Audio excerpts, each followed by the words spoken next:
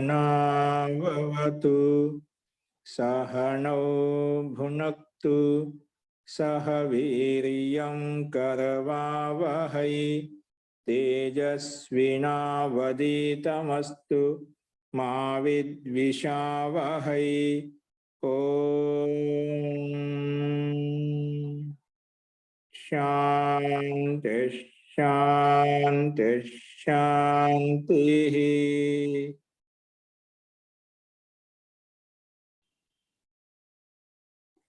सर्वेभ्यो नमः।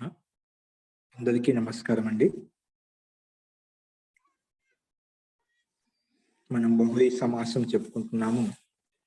బహువ్రీహి సమాసంలో కూడా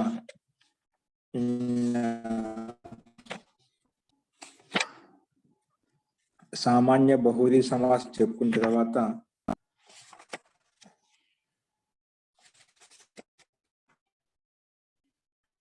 రెండవది సముదాయ వికార షష్ఠి సంబంధ బహువ్రీహి సమాసం అని చెప్పుకున్నాను। అందులో రెండోది ఇంకోటి ఉంది, ప్రాది బహువ్రీహి సమాసం చెప్పి రెండోది కాదు, దాంట్లో రెండో బిందువు కింద తీసుకోవచ్చు మనం।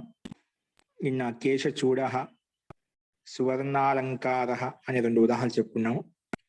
ఇంకోటి ఈ రెండోది పూర్తిగా అయిపోయింది। మూడో తత్పురుష సమాసం, మూడో బహువ్రీహి సమాసం ఏంటంటే సమానాధికరణ బహువ్రీహి సమాసంలో 5 రకాలు చెప్పుకున్నాం। అందులో మొట్టమొదటిది సామాన్య బహువ్రీహి సమాసము, రెండవది సముదాయ వికార షష్ఠి సంబంధ బహువ్రీహి సమాసము, మూడవది ప్రాది బహువ్రీహి సమాసం। ప్రాది బహువ్రీహి సమాసం అంటే ఏమిటో ఇప్పుడు మనం చూద్దామండి। రాసుకోండి, దీని ముందు డెఫినేషన్ ఏంటి చూద్దాము। ప్రాది బహువ్రీహి సమాసం ఎన్ని పెట్టుకోండి। అలాంటి సమస్త పదము, అలాంటి సమస్త పదము, అలాంటి సమస్త పదము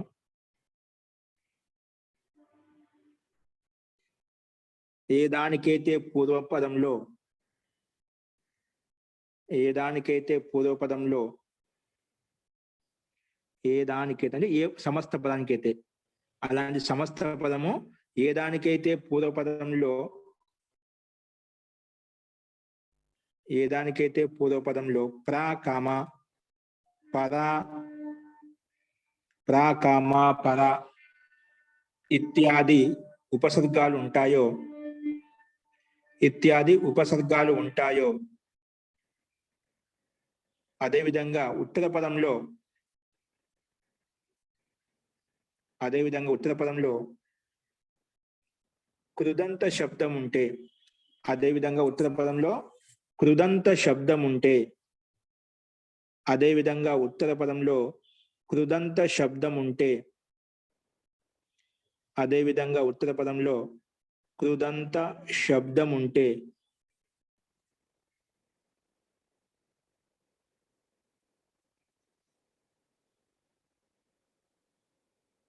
ఏం చెప్పుకున్నాం? పూర్వపదంలో ప్రా పర ఇత్యాది ఉపసర్గాలు ఉండాలి, ఏదో ఒకటి ఉత్తర పదమే ఉండాలి, ఏదో కృదంత శబ్దం ఉండాలి। అదేవిధంగా ఉత్తర పదంలో కృదంత శబ్దం ఉంటే, ఉత్తర పదంలో కృదంత శబ్దం ఉంటే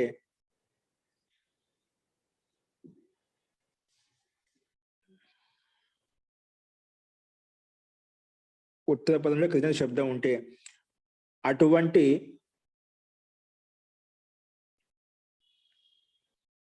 అటువంటి సమస్త పదము, అటువంటి సమస్త పదము వేరే అన్య శబ్దం తోటి సమాసం అవుతుంది। వేరే అన్య శబ్దం తోటి, వేరే అన్య శబ్దం తోటి బహువ్రీహి సమాసం అవుతుంది।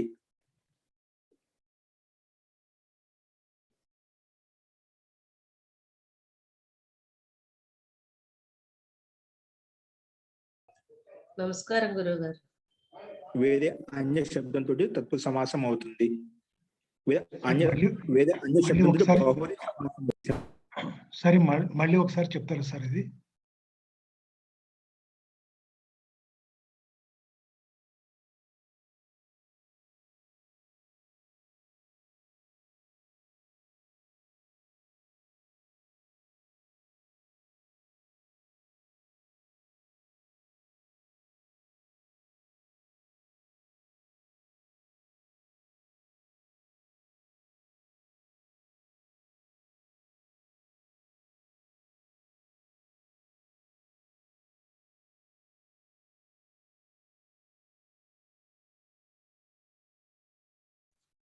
గురువుగారు ఏం వినిపించట్లేదండి.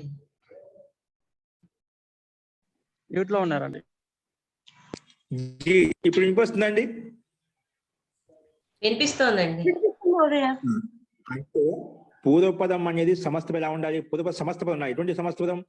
పూర్వం ఆ సమస్త పదానికి కూడా పూర్వపదంలో సమస్త పదానికి కూడా ఏముండాలంట? పూర్వంలో ప్రా పద ఇత్యాది ఏదైనా ఉపసర్గ ఉండాలంట. ఉత్తర పదంలో కృదంత శబ్దం ఉండాలంట. అటువంటి సమస్త పదం పూర్వపదంలో ఉంటే ఉత్తర పదం అనేది వేరే శబ్దంతో ఏదైనా కావచ్చు, వేరే శబ్దంతో తత్పురుష బహుళ సమాసం అవుతుంది. తర్వాత ఇంకేం చెప్పి రాసుకోండి అందులో.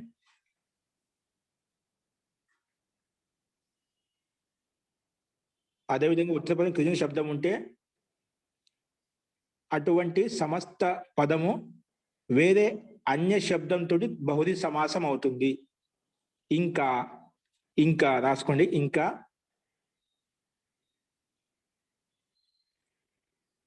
కృదంత శబ్దం యొక్క కృదంత శబ్దానికి కృదంత శబ్దానికి వికల్పంగా లోపం కూడా అవుతుంది. కృదంత శబ్దానికి వికల్పంగా లోపం కూడా అవుతుంది. కృదంత శబ్దానికి వికల్పముగా లోపం కూడా అవుతుంది. కృదంత శబ్దానికి వికల్పముగా లోపం కూడా అవుతుంది. కృదంత శబ్దం ఎక్కడ ఉందండి? కృదంత శబ్దం ఎక్కడ ఉంది?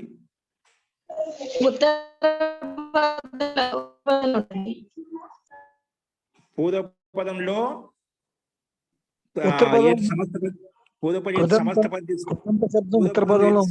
తీసుకుంటున్నామో అది పూర్వపదంలో ఉపసర్గ ఉండాలి, ప్లస్ ఉత్తరపద కృజన శబ్దం. ఆ కృజంత శబ్దానికి అవుతుందన్నమాట. అది లోపం కూడా అవుతుంది. అది ఎలాగో ఉదాహరణ చూద్దాం మనం. అస్తు రాసుకోండి. ఎగ్జాంపుల్ రాసుకోండి. ఎగ్జాంపుల్ ఏంటంటే మనకు ప్రపర్ణ. ఎగ్జాంపుల్ ఏంటండి? ప్రపర్ణ ఏంటండి?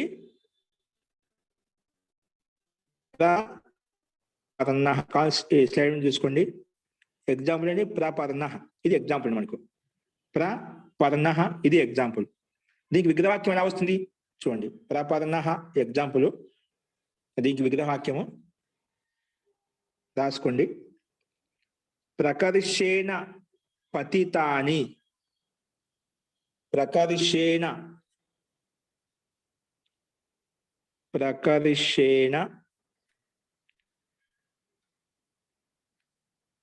పతితాని.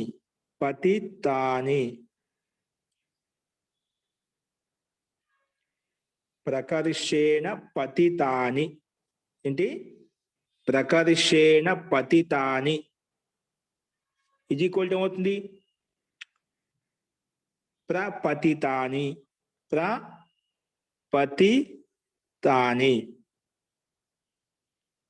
ప్రకర్షేణ పతితాని ప్రపతితాని అవుతుంది సమస్త పదం. ఇక్కడ మనకేంటి? ప్రకర్షేణ అనేది పూర్వపద సమస్త పదం. ఇదంతా ప్రపతితాని సమస్త పదం అండి. ఈ సమస్త పదం పూర్వపదం ప్రా ఉంది. ఆ ప్రా ఉపసర్గం ఉంది. ఉత్తర పదం ఉంది పతితాని అనే కృదంత పదం. ఏంటి? పతితాని కృదంత పదం. ఇప్పుడు ఈ సమస్త పదం చేత ఈ సమస్త పూర్వపదంలో ఉంటే ఉత్తర పదంలో వేరే శబ్దం చేత సమాసం అవుతుంది. అప్పుడు దీన్ని మనం అంటాము ఏ సమాసం? ప్రాది బహుళ సమాసం అంటాం అన్నమాట. ఏముండాలి? ఇప్పుడు రాసుకుని ప్రకర్షేణ పతితాని ప్రపతితాని ఇది ఒక సమాసం చేశాము. సమస్త పదం అయిపోయింది. ఇప్పుడు ఈ సమస్త పదం పూర్వంలో ఉండాలి, ఉత్తర పదం వేరే శబ్దంతో సమాసం అవుతున్నమాట. అది ఏంటి చూడండి. మళ్ళీ రాసుకోండి. ప్రపతితాని పర్ణాని యస్య. ఏంటండి? ఇప్పుడు సమస్త పదం వచ్చింది మనకు, పూర్వపదంలో వచ్చింది.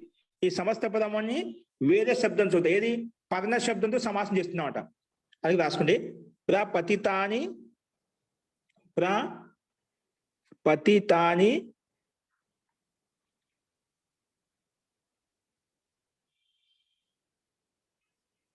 ప్రపతితాని పర్ణాని. చూడండి, స్లైడ్ చూసి రాసుకోండి. ప్రపతితాని పర్ణాని యస్య వస్తుంది. ప్రపతితాని పర్ణాని యస్య.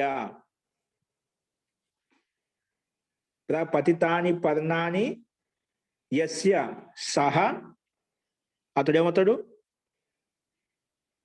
అటువంటి దాని అదేమంటాం? సహ ప్రపతిత పర్ణ వృక్ష. ప్రపతిత పర్ణ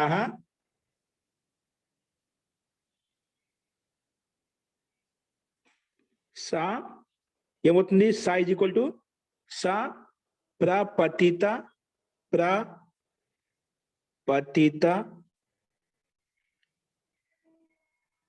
పర్ణ.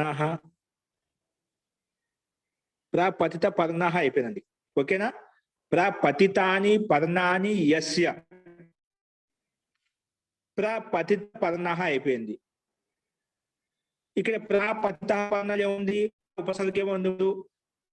పర్ణలో ప్రపతిత అనేది సమస్త పదం. ఇది ఇంతవరకు ఉపసర్గంలో ఉంది, ప్ర అనేది పూర్వపదంలో ఉంది, పదం ఉత్తర పదంలో ఉంది. ఇది ఏంది? పూర్వపదం ఇంతవరకు. పర్ణ అనేది ఉత్తర పదం. అంటే ప్రపతిత అనే సమస్త పదము. ఈ ప్రపతిత సమస్త పదము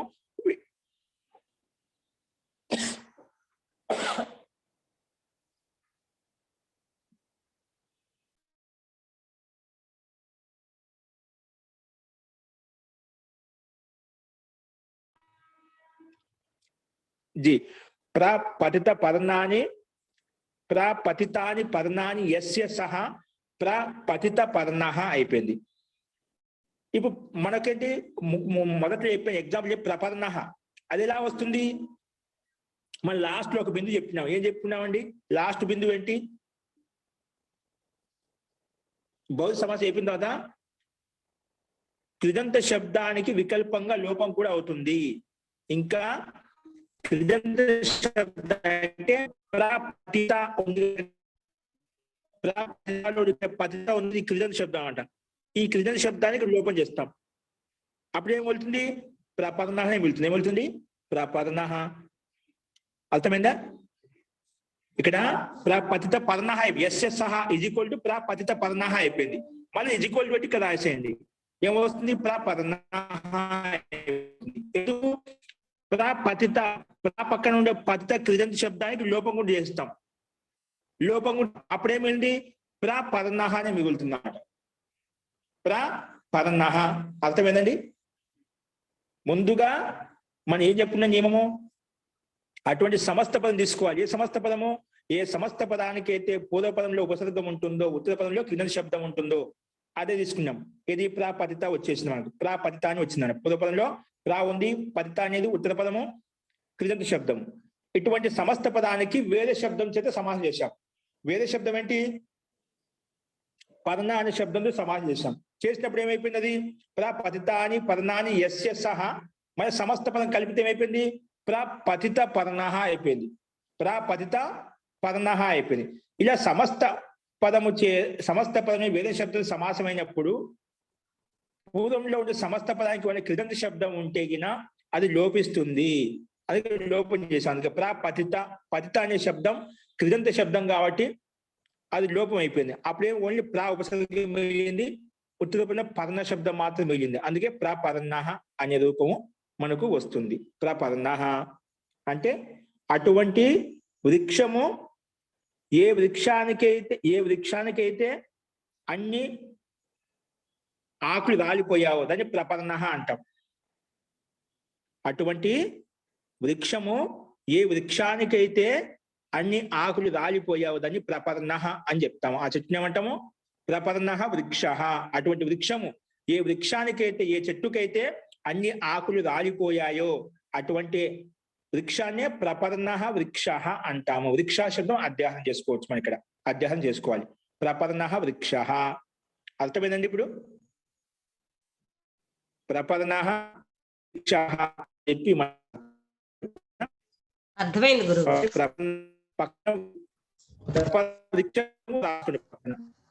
ఏంటి?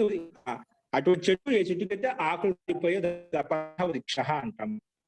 అస్తు. ఆకులు రాలేన వృక్షం. నెక్స్ట్ ఎగ్జాంపుల్ ఏ బిందువు చెప్పి ఆ బిందు ప్రకారం ఇక్కడ సూత్రంలో విగ్రహవాక్యంలో మనకు ఉన్నాయా లేదా, అదే విధంగా ఫాలో అవుతున్నా లేదా చూసుకోవాలన్నమాట. ఓకే, ఇప్పుడు అదే విధంగా మీరు కూడా చెప్పచ్చు. చూసుకోండి.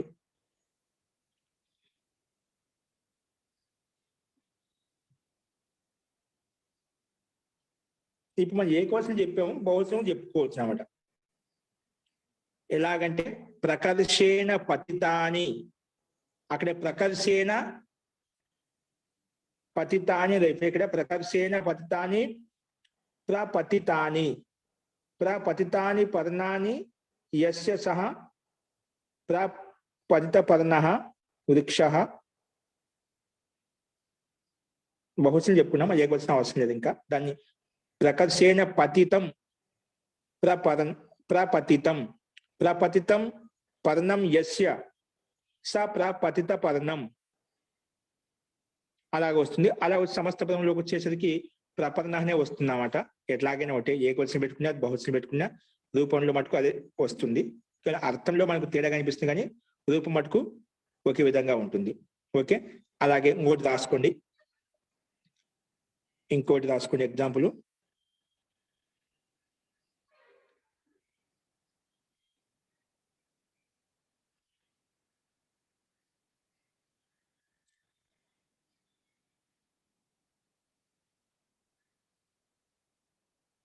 ప్రపలాశ, పలాశ శబ్దం, పలాశ ఒక వృక్షం పేరండి. ప్రపలాశ, ప్రపలాశ, ప్రపలాశ.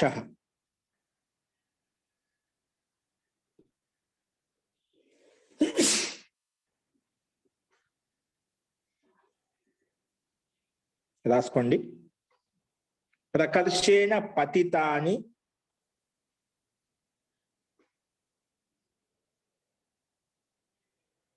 ప్రకర్షేణ పతితాని, ప్రకర్షేణ పతితాని ప్రపతితాని, ప్రపతితాని, ప్రకర్షేణ పతితాని ప్రపతితాని, ప్రపతితాని. పతితాని కింద పడటండి. ప్రకర్షేణ ప్రకర్షేణ పతితాని ఈజ్ ఈక్వల్ టు ప్రపతితాని అవుతుంది. ప్రపతితాని, ప్రపతితాని. ఇప్పుడు ఈ సమస్త ప్రపతితాని ఒక సమస్త పదం చెప్పండి. సమస్త పదానికి పూర్వంలో ప్రా ఉంది, ఉత్తర పదంలో కృదంత శబ్దం ఉంది పతితాని, ముందు చెప్పిన విధంగానే. ఇప్పుడు ఈ సమస్త పదాన్ని పలాశ శబ్దంతో సమాసం చేస్తాం. పైన చెప్పిన విధంగా పలాశ శబ్దం అవుతుంది. రాసుకున్నాం. ప్రపతితాని, ప్రపతితాని పలాశాని యస్యాః, ప్రపతితాని పలాశాని యస్యాః.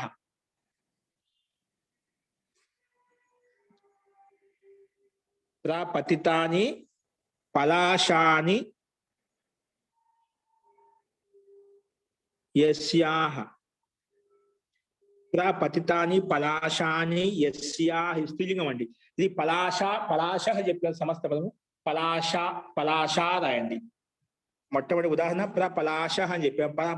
పలాశ శబ్దం స్త్రీలింగంలో ఉంది. ఇక్కడ ప్రపలాశ శంఖంలోని శకారం దీర్ఘం పెట్టండి. ప్రపలాశ దీర్ఘం వస్తుంది. అస్తు. తో ప్రపతితాని పలాశాని యస్యాః సా, యస్యాః సా ఏమవుతుంది? ఈజ్ ఈక్వల్ టు ప్రపతిత పలాశః, ప్రపతిత పలాశ, ప్రపతిత పలాశ,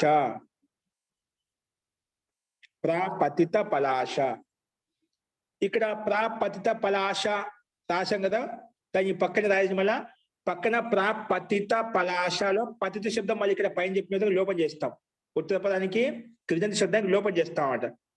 అందుకే అవుతుంది పతిత శబ్దం లోపం చేస్తే ప్రపలాశ అయిపోతుంది. ప్రపతిత పలాశ ఈజ్ ఈక్వల్ టు ప్రపలాశ, ప్రపలాశ,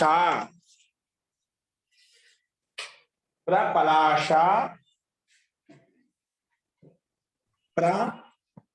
ప్రపలాశ. పలాశ అంటే ఏమిటన్నారు గురుగారు? అంటే ఒక లత తీగ అండి. వల్ వల్లది అంటాం. వల్లది అంటే ఒక తేల్ అంటే తీగ లాంటిది, ఒక ఔషధం మొక్క.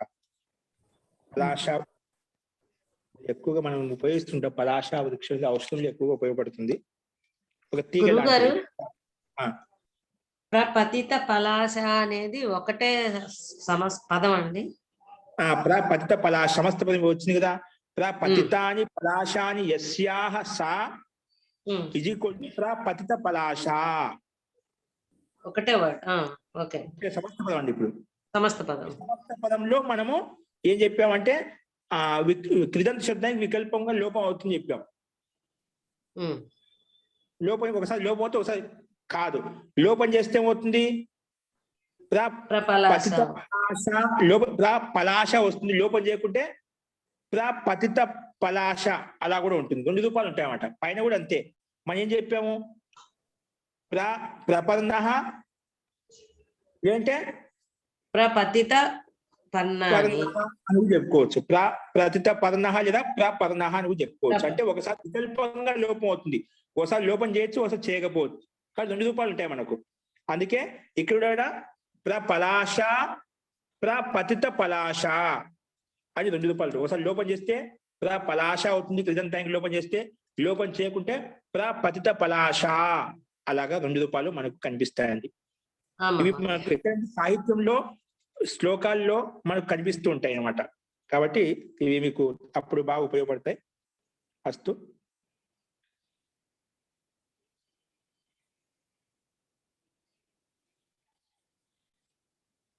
ఒక తీగని అటువంటి లత, అటువంటి తీగ ఏ లతకైతే, ఏ పలాశ వృక్షానికైతే, తీగకైతే అన్ని ఆకులు రాలిపోయాయో అటువంటి దాన్ని ప్రపలాశ లేదా ప్రపతిత పలాశ అని అంటాము.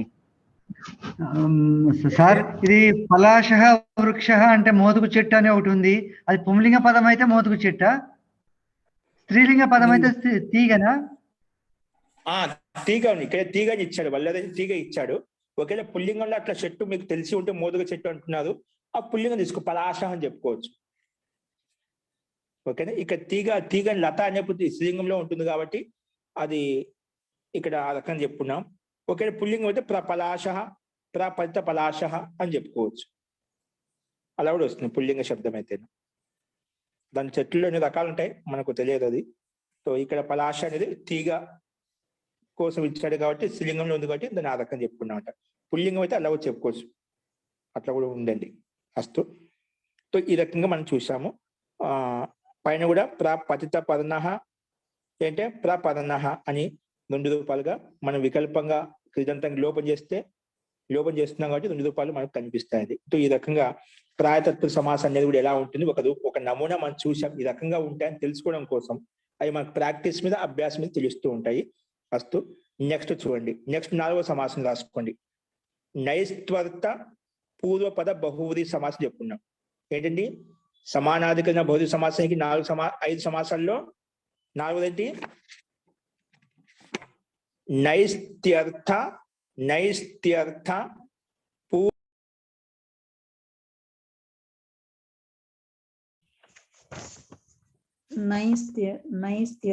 పూర్వపద బహువ్రీహి. గురువు గారు ఒకసారి రాస్తారండి.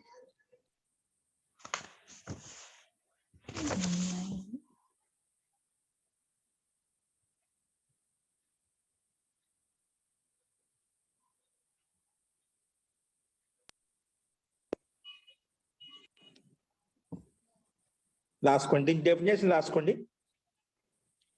నైస్త్యర్థ పూర్వపద బహువ్రీహి సమాసం. దీంట్లో సందేహం రాయడంలో ముందు రాపించాను, మళ్ళీ చూసుకోండి.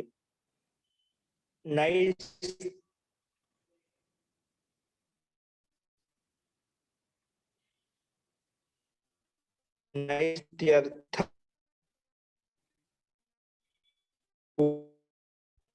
ఓకేనా. తర్వాత బహువ్రీహి సమాసం తెలిసిందే. దీని యొక్క అర్థం రాసుకుంది. అటువంటి సమాసయుక్త అటువంటి సమాసయుక్త శబ్దము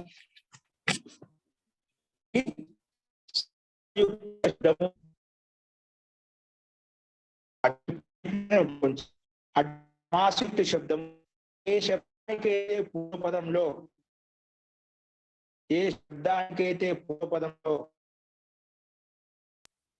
సరిగ్గా వినిపించట్లేదండి.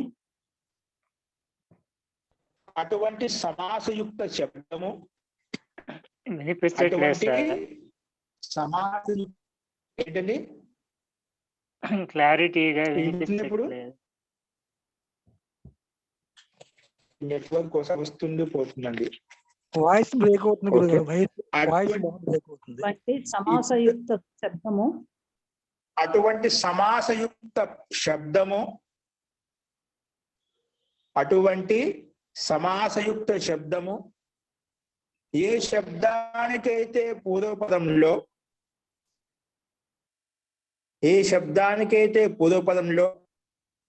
నై ఉంటుందో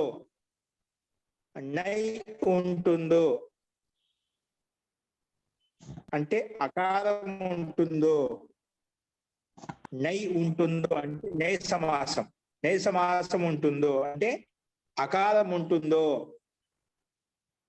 మళ్ళీ చెప్తున్నాను. అటువంటి సమాసయుక్త శబ్దము ఏ శబ్దానికైతే పూర్వపదంలో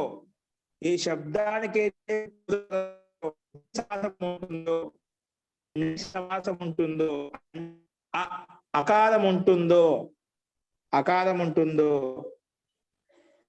ఇంకా ఉత్తర పదంలో నైకో అనుమతి లోపం చేస్తే ఆ మిగులుతుందండి.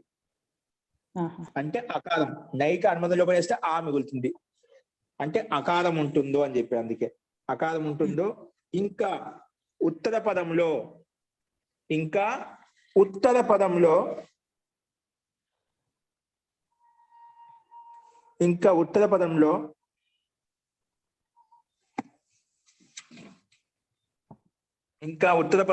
విద్యమాన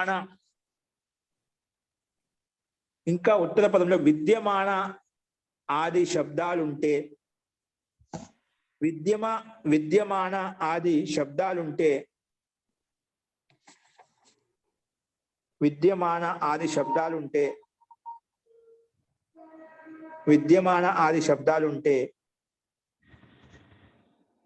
విద్యమాన ఆది శబ్దాలుంటే అటువంటి సమాసయుక్త శబ్దానికి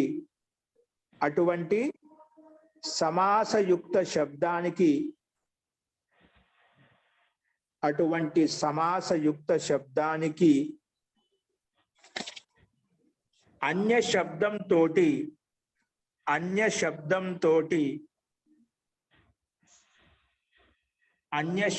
తోటి బహువ్రీహి సమాసం అవుతుంది. అటువంటి సమాసయుక్త శబ్దానికి అన్య శబ్దం తోటి బహువ్రీహి సమాసమవుతుంది.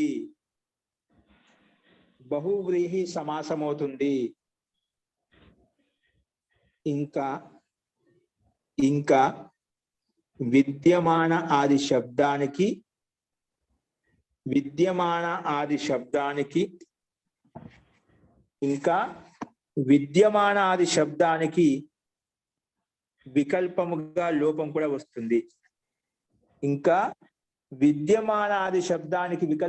లోపం కూడా వస్తుంది. పైన చెప్పిన విధంగా నిశ్చయం ఇది కూడా విద్యమానాది శబ్దానికి వికల్పంగా లోపం కూడా వస్తుంది. అంటే పూర్వ పదము ఉత్తర పదం 2 పదాలు ఉంటాయి కదా, కానీ పూర్వ పదంలో వచ్చే పదం ఎట్లా సమస్త పదం ఉండాలంట. ఆ సమస్త పదం ఎలా ఉండాలి? ఆ సమస్త పదానికి పూర్వ పదంలో ఉండాలి, ఉత్తర పదంలో ఉండాలి నిర్ధారించబడింది అన్నమాట ఇక్కడ ఈ సమాసంలో మనకు. ఓకే, అందుకే ఇక్కడ నైస్థ్యర్థ అని చెప్పి నై అంటే నై పదం పూర్వంలో ఉండాలంట. నైస్థ్యర్థ పూర్వపద బహుది సమాసం చెప్పి అందుకే చెప్పాము. ఓకే, ఇప్పుడు ఉదాహరణ రాసుకుని స్పష్టమవుతుంది. దీని డెఫినేషన్ అర్థమైంది కదా. అటువంటి సమాసయుక్త శబ్దం తీసుకోవాలి. ఏ శబ్దానికైతే పూర్వంలో నై సమాసం ఉండాలి. అంటే నై అంటే నైకి అనుబంధం లేకపోతే ఆ మిగులుతుంది, ఆ ఉండాలి. ఇంకా ఉత్తర పదం ఎలా ఉండాలి? విద్యమాన అది కొన్ని శబ్దాలు ఉన్నాయి, ఆ విద్యమాన శబ్దాలు ఉండాలి.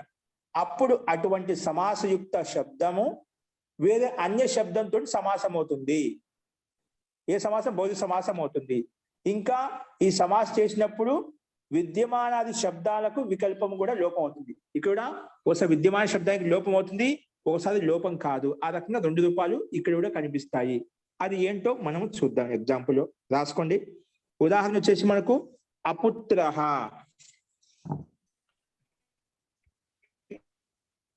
ఎగ్జాంపుల్ ఏంటండి? అపుత్రః. చూడండి ఇక్కడ స్లైడ్ చూసుకోండి. మనకు మూల ఎగ్జాంపుల్ ఏంటండి? అపుత్రః ఎగ్జాంపుల్ అండి. దానికి మనం విగ్రహవాక్యం రాస్తాము. విగ్రహవాక్యం రాస్తామండి. అవిద్యమాన పుత్రః.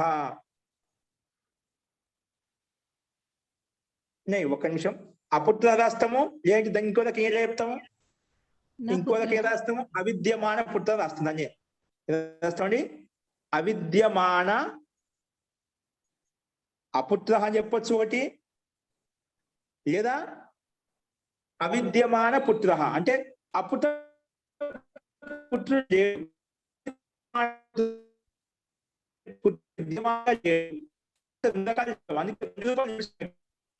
అనేది వికల్పంగా లోపం చేసి విద్యమాన శబ్దానికి లోపం విద్యమాన శబ్దాన్ని లోపం చేయనప్పుడు అవిద్యమాన పుత్ర అనేది 2 రూపం వస్తుంది. ఇట్లా 2 రూపాలు ఉంటాయి. ఇప్పుడు దీనికి విగ్రహవాక్యం చూద్దాం మనం. ఓకేనా? విగ్రహవాక్యం ఏ విధంగా ఉంటుందో చూడండి, రాసుకోండి. నా విద్యమానాః ఏంటండి?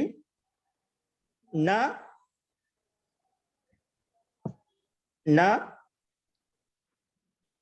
విద్యమానాః. నా విద్యమానాః. నా విద్యమానాః ఈజ్ ఈక్వల్ టు ఏమవుతుంది? అవిద్యమాన అంతే కదా.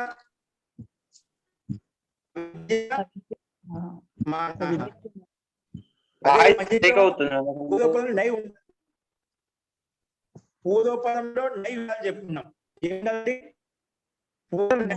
నా విద్యమానాలు నై వాయిస్ పూర్తిగా బ్రేక్ అవుతుంది. పూర్తిగా బ్రేక్ అవుతుందా?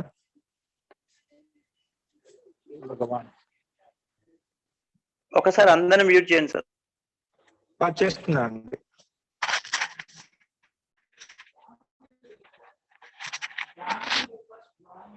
ఇప్పుడు వస్తుందా? వస్తుంది గురుగారు, బాగుంది. ఇప్పుడు బాగుందండి.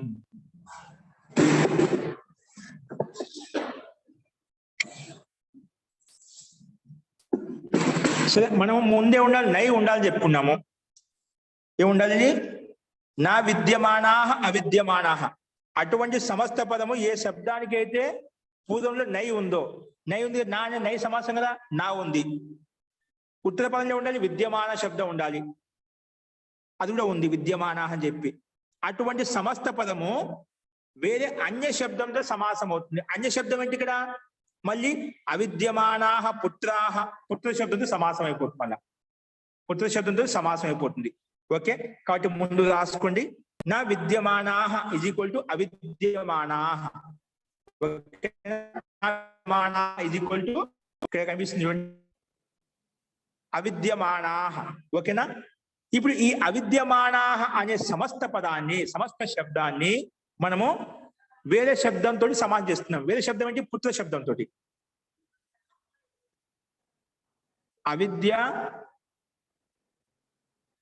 అవిద్యమానాః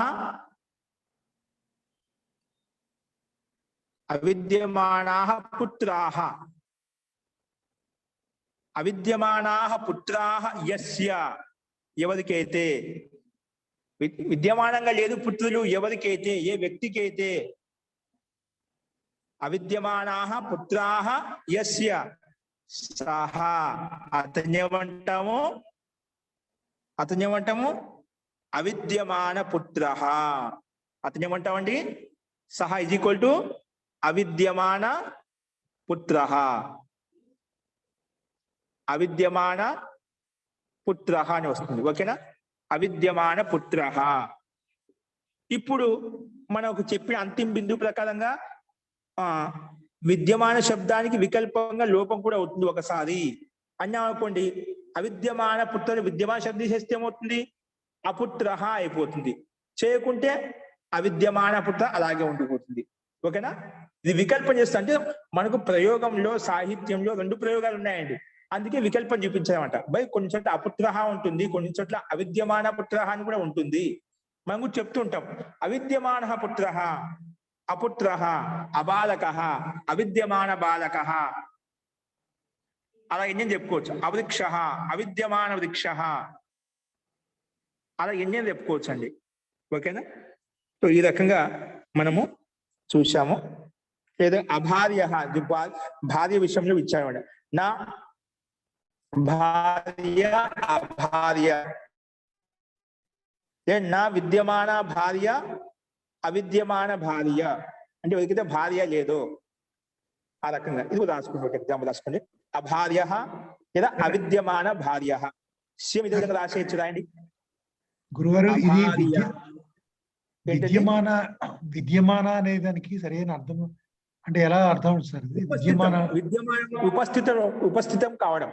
ఎవరికైతే భార్య అయింది ఉపస్థితంగా ఉంటే ఎల్లప్పుడూ విద్యమానంగా ఉంటుంది, వర్తమానంలో ఉంటుంది. విద్యమానం నిరంతరంగా ఉండటం, అటెండ్ అయి ఉండటం అంటే ఉపస్థితులై ఉండటం. విద్యమానం అంటే ప్రజెంట్ గా ఉండటం. విద్యమాన అవస్థ అంటే ప్రజెంట్ అవస్థ. అర్థమైందండి? ఇప్పుడు పుత్రుడు ఉన్నా అండి, అది ఎక్కడో ఉన్నాడు, విద్యమానంగా లేడు, ఎక్కడో ఉన్నాడు. ఆ విద్యమాన అవస్థ కాదు, మన దగ్గర ప్రెసెంట్ గా ఉండటాన్ని విద్యమానం అంటాం. ఆ విద్యమాన అవస్థ అంటామండి. ఓకేనా? Okay sir. గురుగారు అవిద్యమాన భార్య అంటే ఇప్పుడు ఆ భార్య అనేది స్త్రీలింగం కదండి? అవునండి. అప్పుడు అందుకే నా విద్యమాన అవిద్యమాన అంటాం. నా విద్యమాన దీర్ఘం వస్తుంది స్త్రీలింగం కాబట్టి. నా విద్యమాన ఇజ్ ఈక్వల్ టు అవిద్యమాన. అవిద్యమాన భార్య, అవిద్యమాన భార్య యస్య, అవిద్యమాన భార్య యస్య, విద్యమానంగా లేదో ఎవరికైతే భార్య అతన్ని ఏమంటాము? అవిద్యమాన భార్య. ఇక్కడ ఏముంది?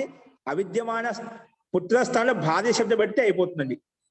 పుత్రస్థానంలో భార్య శబ్దం పెట్టామనుకోండి, మిగతా ప్రక్రియ అదే విధంగా వస్తుంది.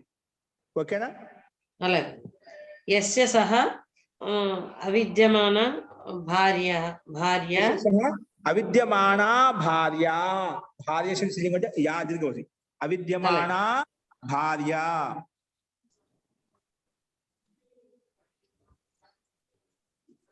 ఇప్పుడు ఒకసారి అవిద్యమాన శబ్దానికి లోపం చేస్తే అభార్య అయిపోతుంది.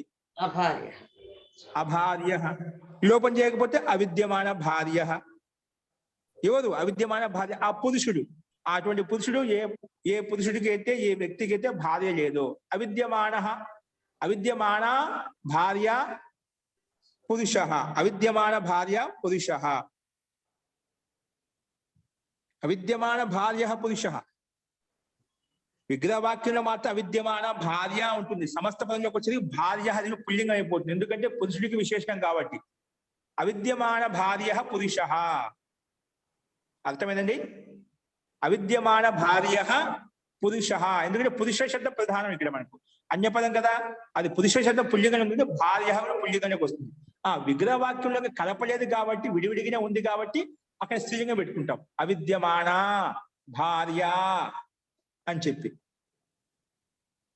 అవిద్యమాన భార్య ఇజ్ ఈక్వల్ టు అభార్య. అభార్య. ఓకేనా? చూడండి మళ్ళీ ఒకసారి దీనికి ఎట్లా రాసుకుంటామంటే, విగ్రహవాక్యం మూల శబ్దం అభార్య అవిద్యమాన భార్య 2 రూపాయలు వస్తాయి. దానికి విగ్రహవాక్యం ఏంటి? నా విద్యమాన ఇజ్ ఈక్వల్ టు అవిద్యమాన. నా విద్యమాన ఇజ్ ఈక్వల్ టు అవిద్యమాన. ఇక్కడ పూర్వపరం నా ఉంది, నేను సమాసం కావాలనుకున్నాము, పక్కన విద్యమాన శబ్దం కావాలనుకున్నాము, విద్యమానం ఉంది కాబట్టి ఆ నాకేంటి మొదలు పోయేస్తే ఏమవుతుంది? అవిద్యమాన అయిపోయింది. అందుకే నా విద్యమాన ఇజ్ ఈక్వల్ టు అవిద్యమాన ఆ వచ్చినాం, నా ఆ వచ్చింది అవిద్యమాన. ఇది సమస్త పదం. ఈ సమస్త పదాన్ని వేరే అన్య శబ్దంతో కలుపుతాం. వేరే అన్య శబ్దం ఏంటి? భార్య శబ్దం. కాబట్టి ఇప్పుడు ఏమొస్తుంది ఆ సమస్త పదం తీసుకోవాలి. అవిద్యమాన భార్య, అవిద్యమాన దీర్ఘం ఇక్కడ, అవిద్యమాన భార్య, యస్య ఎవరికైతే, పురుషుడు అన్నమాట, యస్య ఎవరికైతే, సహ అతడు, యస్య సహ అతడు ఏమంటాం, అవిద్యమాన భార్య, అవిద్యమాన భార్య,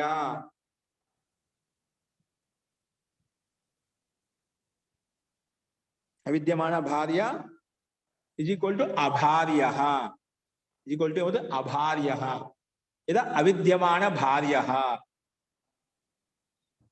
అభార్య లేదా అవిద్యమాన భార్య ఎవరు, పురుషుడు, పురుష, పురుష శబ్దం అధ్యాసం చేసుకోవాలి అన్యపదం కాబట్టి. అస్తు, ఇది మీకు స్పష్టమైంది అనుకుంటాను. అలాగే ఎన్ని రాసుకో, అశిష్య, అర్థమైంది. అవిద్యమాన శిష్య, అశిష్య అటువంటి శిష్యుడు ఎవరికైతే గురువు లేడు, అవిద్యమాన శిష్య. అధనః గురుగారు, అధనః, ఏంటండి అధనః, అధనః, ఎవరి దగ్గర అటువంటి వ్యక్తి, అటువంటి పురుషుడు ఎవరి దగ్గర ధనం లేదు, అధనః, అవిద్యమాన ధనః, అధనః, అధనః అవిద్యమాన ధనః అటువంటి వ్యక్తి, అటువంటి రాముడు, అటువంటి కృష్ణుడు లౌకికంలో ఉండేటువంటి స్త్రీ అని వస్తుంది అప్పుడు. ఏంటండి అపతి స్త్రీ, అపతి అవిద్యమాన పతి స్త్రీ. ఓకేనా? ఇప్పుడు మీకు పదాలు ఎలా వస్తున్నాయో అలా ఒకటే బాగా మనసులో కూర్చుంటేటువంటి వందల శబ్దాలు చెప్పొచ్చండి. అపతి అవిద్యమాన పతి అదన్నీ రాసుకోవచ్చు. అభ్రాతు అవిద్యమాన భ్రాతు, అభగిని అవిద్యమాన భగిని, అనృపః నగరః, అనృపః నగరః, అనృపః నగరం, అనృపం నగరం, నగరం నపుంసక కదా. అటువంటి నగరం ఎక్కడైతే రాజు లేడు,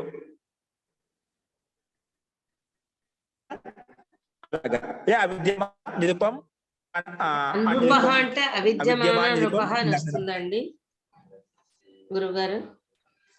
నృపః అంటే అవిద్యమాన, నృపః నృపః, అనృపః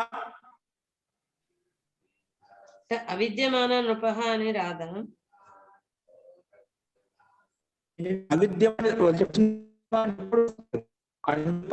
అవిద్యమాన నిరుపః నిరూపణ వస్తాయి. మనం లోపం అయిపోయి లోపం అవుతుంది కదా. లోపం అయినప్పుడు అనృపః, లోపం కాకుండా అవిద్యమాన, విద్యమాన శబ్దం ఉంటుంది, అప్పుడు అవిద్యమాన నిరుపః ఉంటుంది. రెండు ఉంటాయండి, రెండు రూపాయలు వస్తాయి. అలాగే అశిష్య అవిద్యమాన శిష్య ఎవరు, శిష్యుడు అటువంటి గురువు, అటువంటి శిష్యుడు. అవిద్యమాన శిష్య గురువు. ఇక్కడ అశిష్య ముఖ్యం కాదు. చూడండి, ఒకవేళ మనము అశిష్య అని చెప్పుకున్నాం సామాన్యంగా, నా శిష్య అశిష్య ఇది చెప్పేస్తాం, అంతేనా సామాన్యంగా. ఇక్కడ చూడండి, మనకు అవిద్యమాన శిష్య అశిష్య, ఇక సై సమాసానికి మళ్ళీ సమాసం చేస్తాం. చాలా మంది ఏమంటుంటాం, అందుకే సందర్భాన్ని బట్టి ప్రకరణ బట్టి అర్థం తీసుకోవాలి. ఇప్పుడు అశిష్య అని చెప్పాము, తాత్పర్యం ఏంటి, అవిద్యమాన శిష్య. అటువంటి అవిద్యమాన శిష్యుడు ఎవరు, ఎటువంటి గురువుకైతే శిష్యుడు లేడు, అవిద్యమాన శిష్య గురువు, ఒక శిష్యుడు లేడు, అటువంటి గురువు, అటువంటి అధ్యాపకుడు, అటువంటి స్వామి. అర్థమైందా? ఇక్కడ అశిష్య అంటే ఆ సందర్భాన్ని బట్టి లేడని అర్థం తీసుకోకూడదు. నిషేధం కూడా నిషేధార్థం తీసుకోవచ్చు. అవిద్యమాన శిష్య, అవిద్యమాన శిష్య.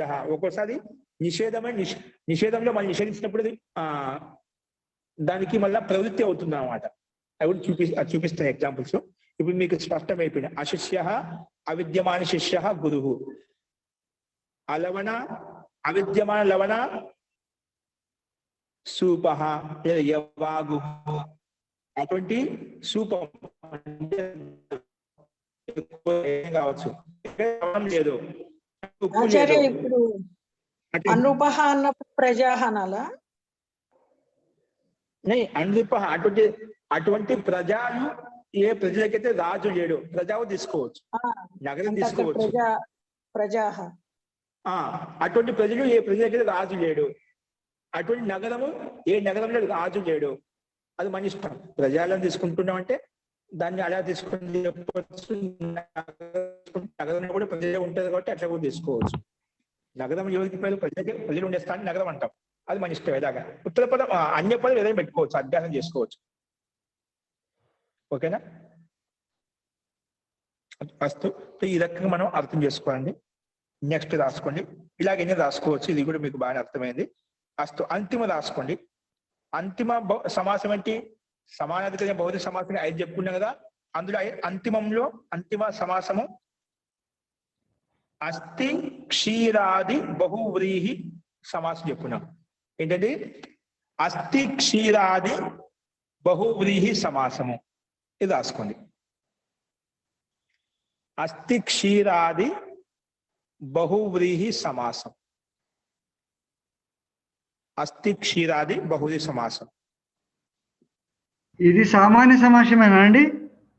నై, సామాన్య సమాసం అయిపోయింది. ఇప్పుడు మా 5వ సమాసంలోకి వచ్చాం. అస్థి క్షీరాది సామాన్య సమాసం అయిపోయింది. సామాన్య సమాసంలో ఎటువంటి బిందు కనీసం 5-6 బిందులు చెప్పుకున్నా అక్కడ కూడా. తర్వాత 2వ సమాసం 3, 4 అయిపోయిన తర్వాత 5వ సమాసం అస్థి క్షీరాది. ఇక స్లైడ్ మీద రాసిన చూసుకోండి.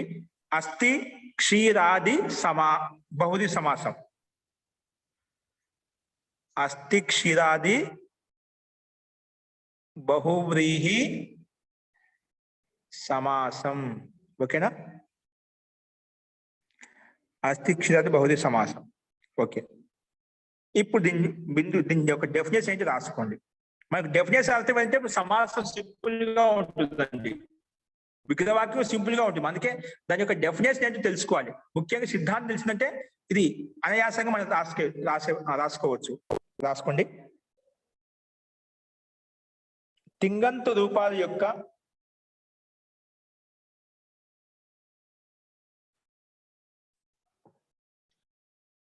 తింగంత రూపాలకు సమానంగా రాయండి. తింగంత రూపాలకు సమానంగా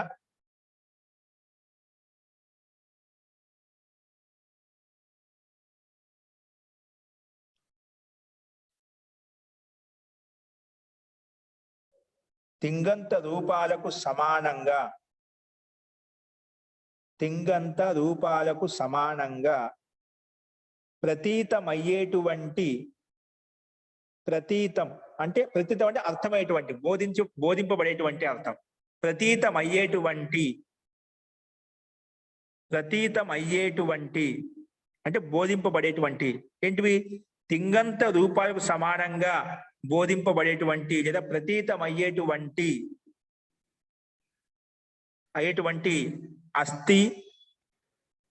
అస్థి కామ, చూసుకోండి ఇక్కడ అస్థి కామ అస్తు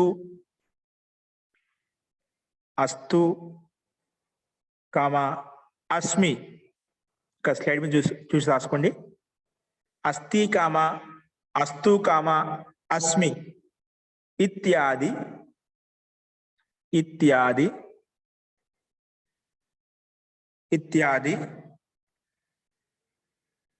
అవ్యయ శబ్దాలకు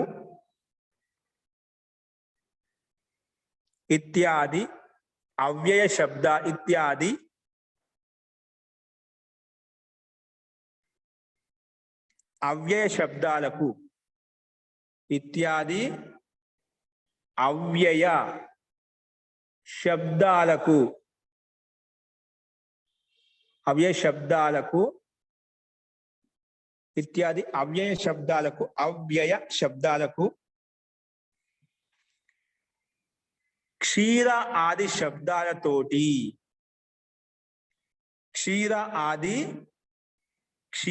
చెప్పినదా? క్షీరాది శబ్దాలతోటి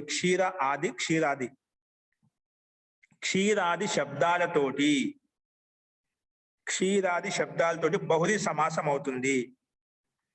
క్షీరాది శబ్దాలతోటి బహువ్రీహి సమాసం అవుతుంది. క్షీర ఆది శబ్దాలతోటి బహువ్రీహి సమాసం అవుతుంది. క్షీర ఆది శబ్దాలతోటి బహువ్రీహి సమాసం అవుతుంది. క్షీరాది శబ్దాలతోటి ఏమవుతుంది? బహువ్రీహి సమాసం అవుతుంది. ఇక్కడ ఏమంటున్నారండి మళ్ళీ తింగంత రూపాలకు సమానంగానే ప్రతీతమయ్యేటువంటి అస్తి, అస్తు, అస్మి ఇత్యాది అవ్యయ శబ్దాలకు క్షీర ఆది శబ్దాలతోటి బహువ్రీహి సమాసం అవుతుంది. క్షీరాది శబ్దాలతోటి బహువ్రీహి సమాసం అవుతుంది. అది ఎలాగో మనం చూద్దాం. ఇక్కడ ఒక వార్తకు అవ్యయానాంచ బహువ్రీహి వక్తవ్యః, అవ్యయానాంచ బహువ్రీహి వక్తవ్యః అనే వార్తికం ప్రకారంగా అస్తు. మనకి ఇది అవసరం లేదు. దీని డెఫినేషన్ ఎగ్జాంపుల్ రాసుకోండి.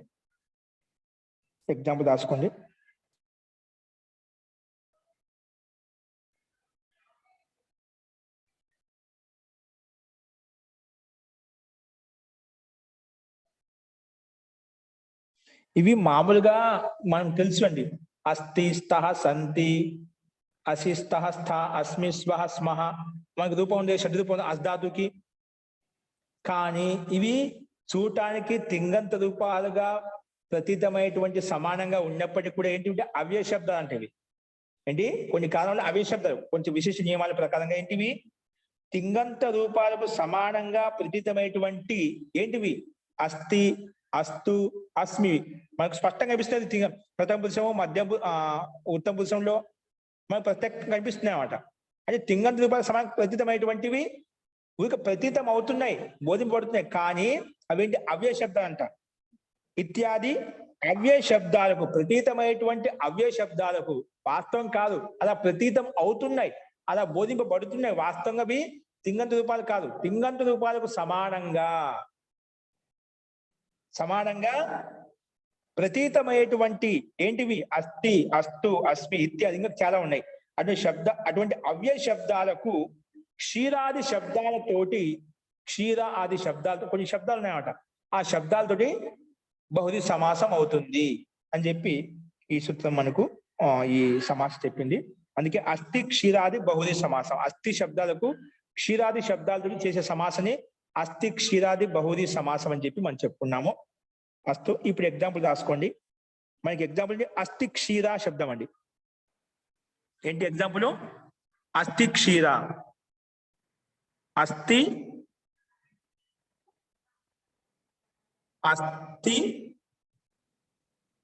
క్షీర శబ్దం అండి. అస్థి ఇది మూల శబ్దం మనకు. ఇది ఎగ్జాంపుల్. అస్థి క్షీర ఏంటండి? అస్థి క్షీర శబ్దం అది. ఇది దీనికి విగ్రహవాక్యం వస్తుంది. అస్థి క్షీరాకి విగ్రహవాక్యము చూసుకోండి. విగ్రహవాక్యం వస్తుందంటే రాసుకోండి. అస్థి క్షీరం ఏంటండి విగ్రహం వస్తుంది. అస్థి క్షీరం, అస్థి క్షీరం యస్యాహ ఏంటండి? అస్థి క్షీరం, అస్థి క్షీరం యస్యాహ, అస్థి క్షీరం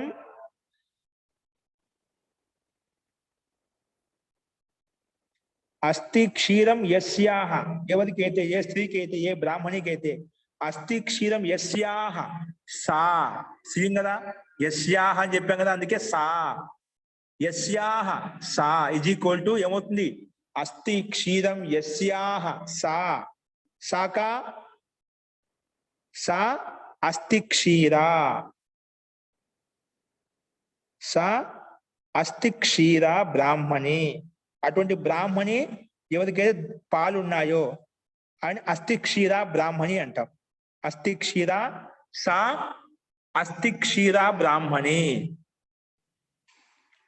అస్థి క్షీర దీర్ఘం వస్తుంది బ్రాహ్మణి. ఏమొస్తుంది? బ్రాహ్మణి. అస్థి క్షీర బ్రాహ్మణి అలా రాస్తామంట. అంటే అటువంటి బ్రాహ్మణి, అటువంటి స్త్రీ ఎవరికైతే పాలున్నాయో, అస్థి క్షీర బ్రాహ్మణి. ఇక్కడ మనకి వికల్పం అంటే ఏం లేదు ఇక్కడ ఈ బిందులో, ఈ సిద్ధాంతంలో మనకు. అందుకే ఒకటే ఉంది మనకు ఉదాహరణ ఇక్కడ, అస్థి క్షీర బ్రాహ్మణి.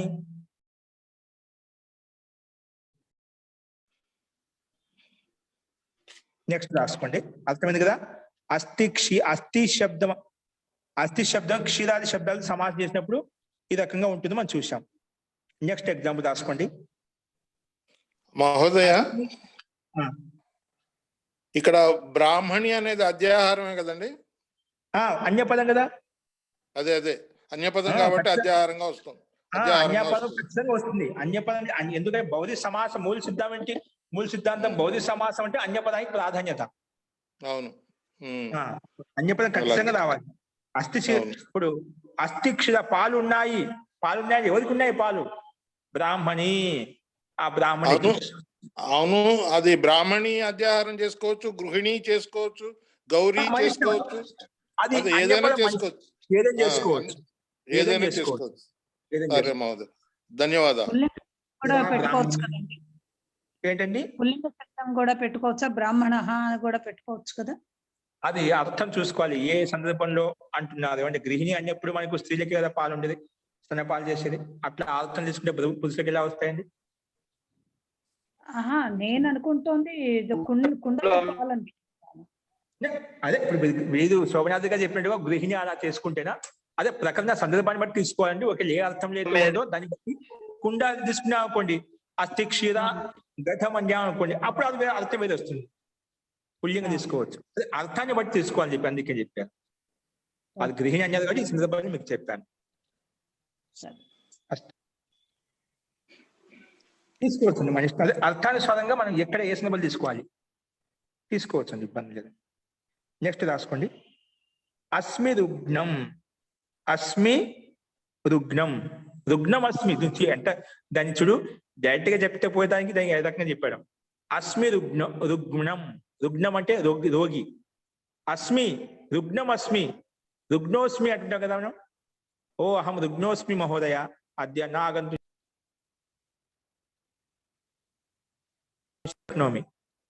ఏవం. ఏంటి ఉదాహరణ ఏంటి? అస్మి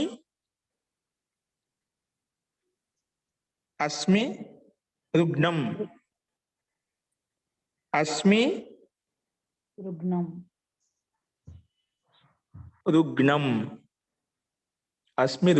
ఇది అండి శబ్దం ఉదాహరణ ఏంటి? అస్మి రుగ్నం. సూత్రంలో మాకు స్పష్టంగా శబ్దంలో సమస్త పదంలో అస్మి రుగ్నం అస్మి తిప్పి రాసుకున్నా ఒకటి. ఏంటి? రోగగ్రస్తుణ్ణి. అలాగా అస్మి రుగ్నం. దీనికి ఏ రాస్తే విగ్రహవాక్యము? అస్మి రుగ్నః యస్మిన్. అర్థం ఎలా మార్పు? సామాన్య శాబ్దిక తీసుకుంటే వస్తుంది అహం రుగ్నః అస్మి, అహం రుగ్నోస్మి, అలా అర్థం వస్తుంది. సామాన్య శాబ్దిక తీసుకుంటే దీని అర్థం ఈ విధంగా వస్తుంది. చూడండి, గమనించండి. ఏమొస్తుంది విగ్రహవాక్యం? అస్మి రుగ్నః. అస్మి రుగ్నః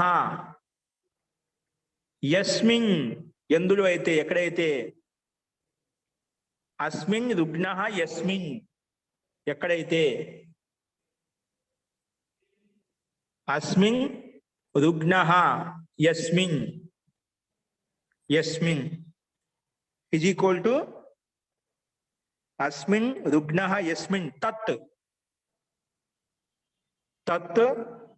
ఎందుకంటే ఇక్కడ రుగ్న నపుంసకలింగం వస్తుంది కాబట్టి నపుంసకలింగానికి విశేషంగా తీసుకున్నాడు. అస్మిన్ రుగ్నః యస్మిన్ తత్ ఈజ్ ఈక్వల్ టు అస్మి రుగ్నం గృహం. అస్మి రుగ్నం గృహానికి విశేషం పెట్టాయండి. గృహం నపుంసకలింగం కదా. అంటే అటువంటి గృహము, ఏ గృహంలో అయితే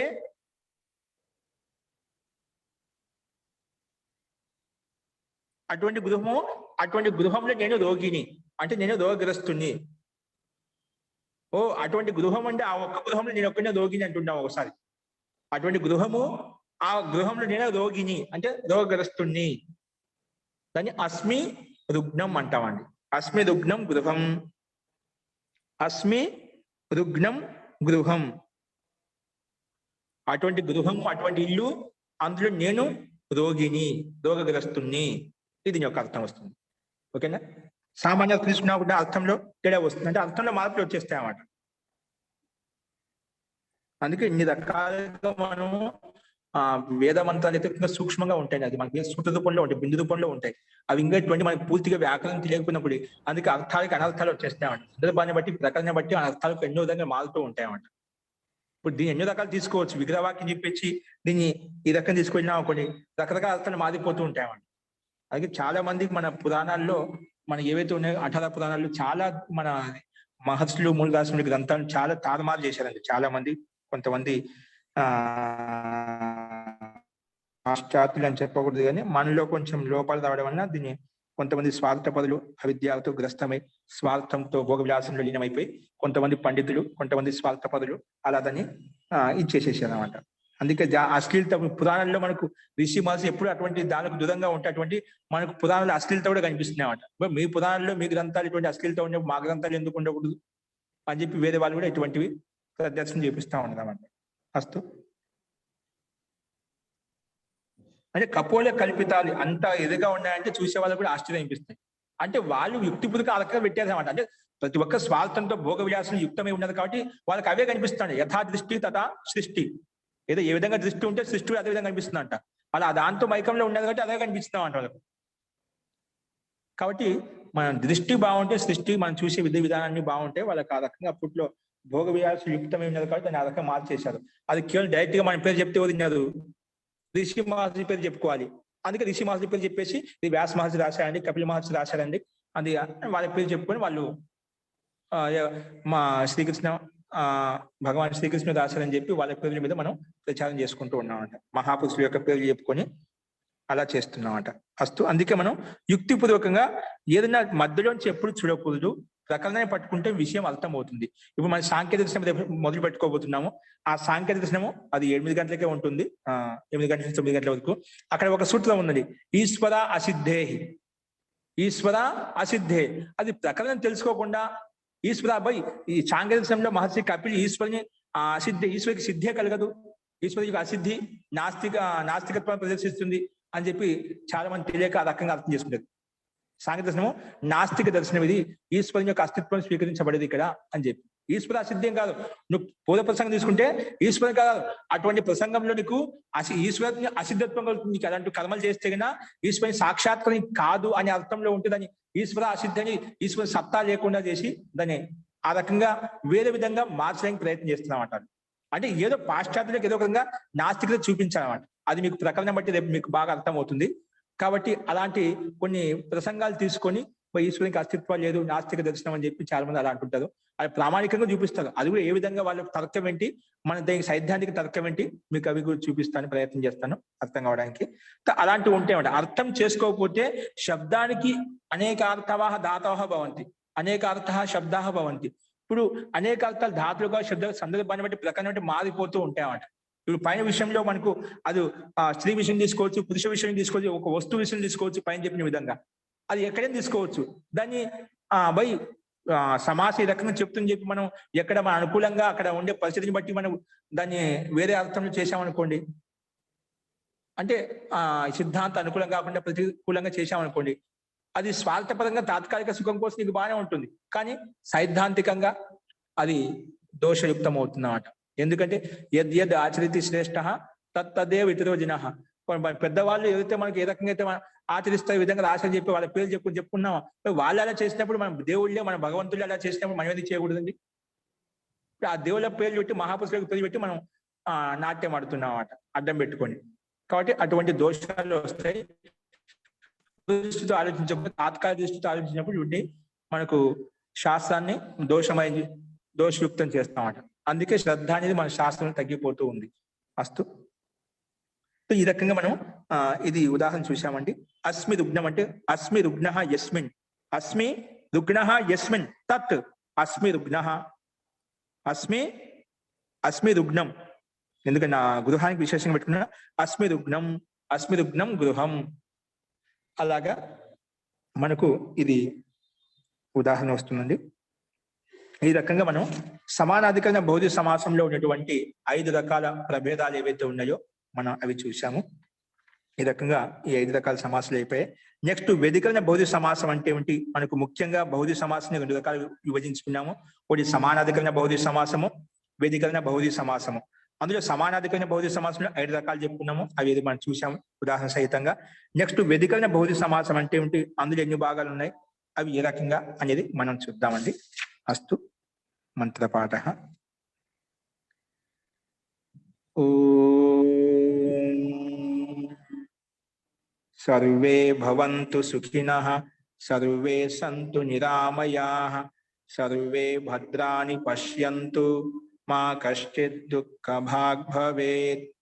ఓం శాంతి శాంతి శాంతిః. సర్వేభ్యో నమః. అందరికీ నమస్కారం అండి. నమస్తే మహోదయ. నమస్తే అండి. ఓం నమస్తే, ధన్యవాదాలు. రేపు ఉదయమే 8 గంటలకు సాంకేతికం ప్రారంభమవుతుందండి. సో కొంతమంది గురువులు రావడానికి సంభావన ఉంది, కాబట్టి రేపు సాంకేతికం మొదలు పెట్టుకుందాం. కాబట్టి అందరూ మీకు అనుకూలంగా ఉండే వాళ్ళంతా, దీన్ని కంటిన్యూ చేయాలనుకునే వాళ్ళంతా మీరు 8 గంటలకు సిద్ధంగా ఉండండి. అస్తు. సర్వేభ్యో నమః. నమస్కారం గురువు గారు. నమస్తే అండి. పుస్తకాలు లేవనుకోవద్దు, పుస్తకాలు లేకుండా బాగా పుస్తకాలు మీకు స్లైడ్ మీద కనిపిస్తూ ఉంటుంది. మరి నిదానంగా ఎప్పుడే మరి తీసుకోవచ్చు, ఇబ్బంది లేదు. సరళంగా ఉంటుంది, ఆధ్యాత్మిక విషయం కాబట్టి అందరికీ అర్థం అవుతుంది. అర్థం కాదనుకోవద్దు, ఏదైనా కూడా మనకు సరళంగానే ఉంటాయి. మా రిషి మాస్టర్ చెప్పిన విధి విధానం అంతా కూడా సరళంగానే ఉంటుంది. ఏదైతే మనం అందరికి అర్థమయ్యే ఉపదేశం ఉంటుందో అటువంటిదనే మనకు ఉపదేశిస్తారు. అశక్యమైనది ఉపదేశించేది ఎప్పుడు కూడా రిషి మహర్షులు కూడా. కాబట్టి అత్యంత సరళంగా ప్రావీణ్యంగా ఉంటుంది. మనం మూల సిద్ధాంతం మనకు అవసరము. యోగ మార్గంలో, ఆధ్యాత్మిక మార్గంలో మన జీవితాన్ని సుఖమయం చేసుకోవడానికి అత్యంత సూక్ష్మంగా వాళ్ళు ఆలోచించి మనకు ఏవైతే అవసరమో మనకు ఒక సారాంశం తీసుకొచ్చి పెట్టారు. వేదాల యొక్క సారాంశాన్ని మనం దాన్ని ప్రయత్నం చేద్దాము. మూల గ్రంథాలు ఒక క్రమపద్ధతి చదువుకుంటే అందరికీ అర్థమవుతాయండి. కాబట్టి మనం మూల గ్రంథాలు తీసుకుని వెళ్తున్నాం. కాబట్టి అందరికీ మీ జీవితంలో ఉపయోగపడతాయని చెప్పి ఆశిస్తున్నాను. అస్తు. నమస్తే అండి. నమస్తే. సర్వేభ్యో నమః. పునర్మిలామః. స్వః.